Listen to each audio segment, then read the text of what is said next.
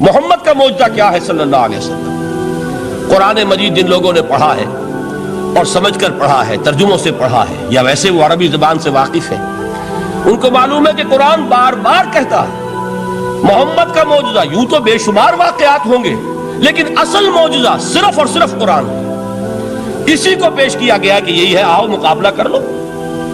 اصل میں معجزہ کہتے کسے؟ معجزہ کے معنی عاجز کر دینے والی شے۔ یوں تو اولیاء اللہ جو ہیں ہم ان کی کرامات کے قائل ہیں، اللہ تعالیٰ اپنے کسی نیک بندے کے مقام اور مرتبے کے اظہار کے لیے کسی وقت کوئی ایسی چیز ظاہر کر دے جو قانون طبیعی کے خلاف ہو، تو یہ کرامات اولیاء حق ہے۔ اور اس درجے کی جو ظاہر بات ہے کہ جب اولیاء کے لیے کرامات ہے تو انبیاء کے لیے تو بہت ہوں گی۔ اصل معجزہ کسے کہتے ہیں؟ جسے کوئی نبی چیلنج کے ساتھ پیش کرتا ہے کہ یہ ہے میری رسالت کا ثبوت، آؤ مقابلہ کر لو۔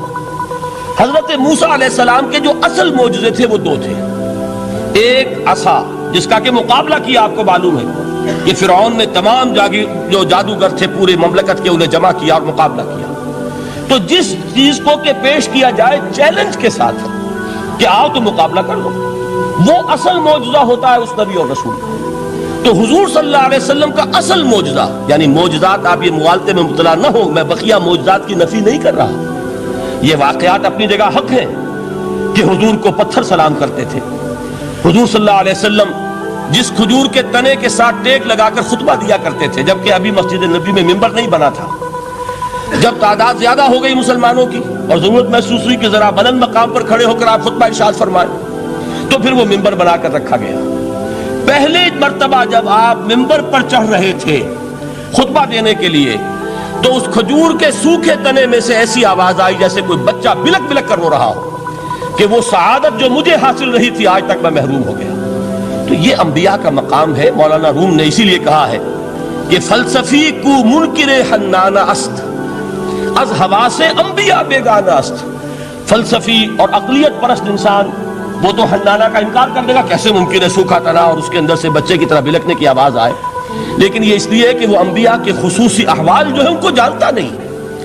اس قسم کے خرق عادت واقعات حضور کی زندگی میں بھی بے شمار ہوئے، لیکن حضور کا وہ معجزہ جس میں تحدی کے ساتھ چیلنج کے انداز میں کہا گیا کہ آؤ مقابلہ کرو، وہ صرف اور صرف قرآن ہے۔ چنانچہ آپ سورہ بنی اسرائیل میں دیکھیں گے قُلْ لَئِنِ اجْتَمَعَتِ الْإِنسُ وَالْجِنُّ عَلَىٰ أَن يَأْتُوا بِمِثْلِ هَٰذَا الْقُرْآنِ لَا يَأْتُونَ بِمِثْلِهِ وَلَوْ كَانَ بَعْضُهُمْ لِبَعْضٍ ظَهِيرًا۔ اے نبی چیلنج کر دیجئے، اگر تمام انسان اور تمام جن مل کر یہ چاہیں کہ اس قرآن جیسی کوئی تصنیف کر دیں، تو چاہے وہ ایک دوسرے کا کتنی بھی اس میں مدد کریں اور تعاون کریں، وہ ہرگز قرآن جیسی کتاب تصنیف نہیں کر سکتے۔ اس سے آگے بڑھ کر یہ بات کہی گئی، اچھا پورا قرآن نہیں لا سکتے، اس قرآن کی طرح کی 10 صورتیں ہی تصنیف کر لو۔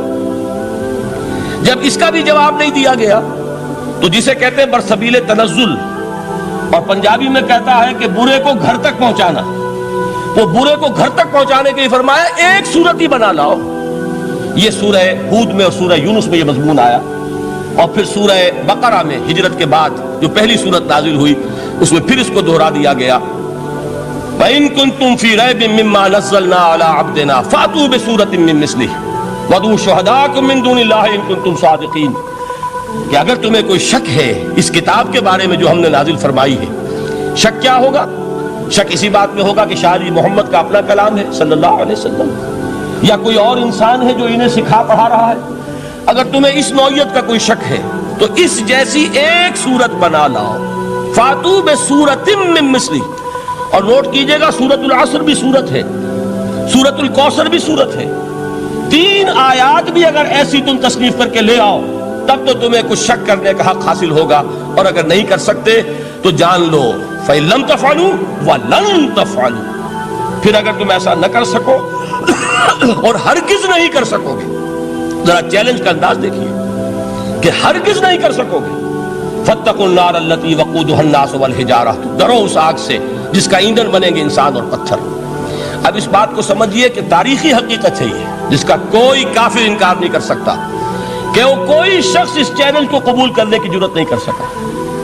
اگر جھوٹ موٹ کو بھی کوئی کھڑا ہو جاتا اور کہتا کہ ٹھیک ہے میں نے یہ ایک صورت بنائی ہے اور میرا دعویٰ یہ ہے کہ یہ قرآن جیسی ہے، تو ایک کنٹروورسی تو پیدا ہو جاتی نا، کچھ لوگ چاہے کہتے کہ نہیں یہ قرآن کے سطح کی نہیں ہے، لیکن یہ کہ اس کا دعویٰ تو ہو جاتا، لیکن تاریخ یہ بتا رہی ہے کہ سرے سے کسی شخص نے اس کی جرت نہیں کی، اس درجے وہ قرآن سے مرعوب ہوئے۔ تو حضور کا سب سے بڑا معجزہ جو آج تک زندہ ہے، اس کو ذہن میں رکھیے، میں نے جو حضرت موسیٰ حضرت عیسیٰ کے معجزات گنوائے ہیں وہ در حقیقت ان کی اپنی ذات کے ساتھ تھے۔ ید بیضا موسیٰ کے ساتھ تھا، عصا معجزہ اس وقت تھا جب موسیٰ کے ہاتھ میں تھا، اس کے بعد کئی سو برس تک وہ صندوق سکینہ جو ہے، تابوت سکینہ، اس میں وہ عصا رکھا رہا، لیکن اب وہ معجزہ نہیں تھا، وہ سوکھی لکڑی تھی، اس کے سوا کچھ نہیں۔ تو تمام انبیاء اور رسول کے معجزے ختم ہو گئے، وہ ان کی ذات کے ساتھ تھے۔ محمد الرسول اللہ کی رسالت دائمی ہے تا قیام قیامت، لہذا معجزہ بھی آپ کا دائمی ہے۔